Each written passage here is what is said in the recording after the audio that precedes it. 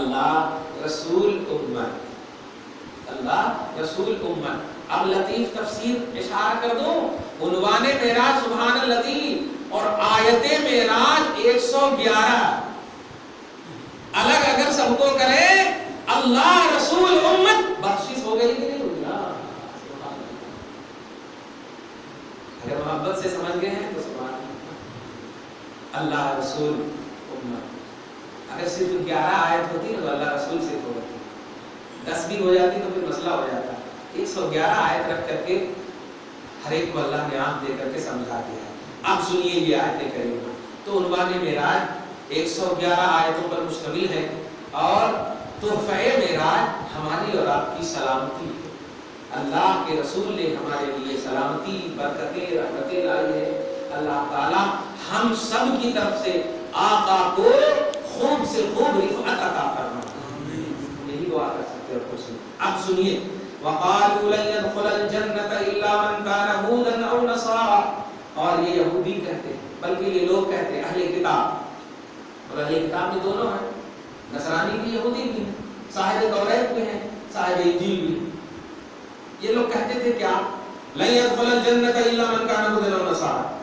سنو، نبی کو چاہنے والوں کو کہتے تھے، سنو، جنت، اس جنت میں وہی داخل ہوں گے جو یہودی ہیں، یا جنت میں وہی داخل ہوں گے جو نصرانی ہیں؟ صرف کرسچن داخل ہوں گے یا صرف یہودی داخل ہوں گے؟ اب جو کمزور قسم کے تھوڑے شروع اسلام لانے والوں میں سے رہتے تو وہ لوگ رسول نے تو کہا ہے کہ تم ایمان لے آؤ تم جنت میں جاؤ گے، اللہ تم یہ کہہ رہے ہو، تم یہ کہہ رہے ہو، دھیان دیجیے گا۔ تو ان کا دعویٰ کیا ہے؟ لن يدخل الجنة، جنت میں نہیں داخل ہوگا مگر یا تو یہودی یا نصرانی، مطلب یا صرف یہودی داخل ہوں گے یا صرف نصرانی، اس کے علاوہ کوئی داخل نہیں ہوگا۔ جنت یہودیوں کی جاگیر ہے، جنت نصرانیوں کی جاگیر ہے، یہ ان کا دعویٰ تھا، یہ ان کا دعویٰ تھا۔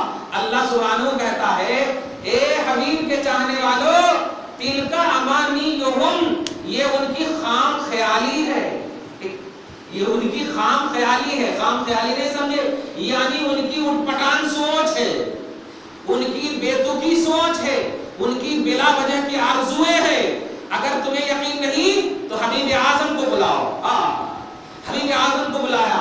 اب کتنا عنوان کو ٹھوس کر رہا ہے اللہ، قل ہاتوا برہانکم، حبیب مکرم آپ کے غلاموں کو تکلیف دی گئی ہے کہ یہودی اور نصرانی ہی داخل ہوں گے، آپ کے چاہنے والے داخل نہیں ہوں گے۔ آپ ان کے سامنے ان یہودیوں سے، ان نصرانیوں سے اس دعویٰ کی دلیل مانگیے گا۔ قل ہاتوا برہانکم، حبیب مکرم کہیے دلیل لاؤ، ان کنتم صادقین، اگر تم اپنے دعویٰ میں سچے ہو، اگر تم اپنے دعویٰ میں سچے ہو، مطلب داخل نہیں ہوں گے، کوئی داخل نہیں ہوں گے مگر یہودی، تو اے یہودی تم بھی دلیل لاؤ، اور اے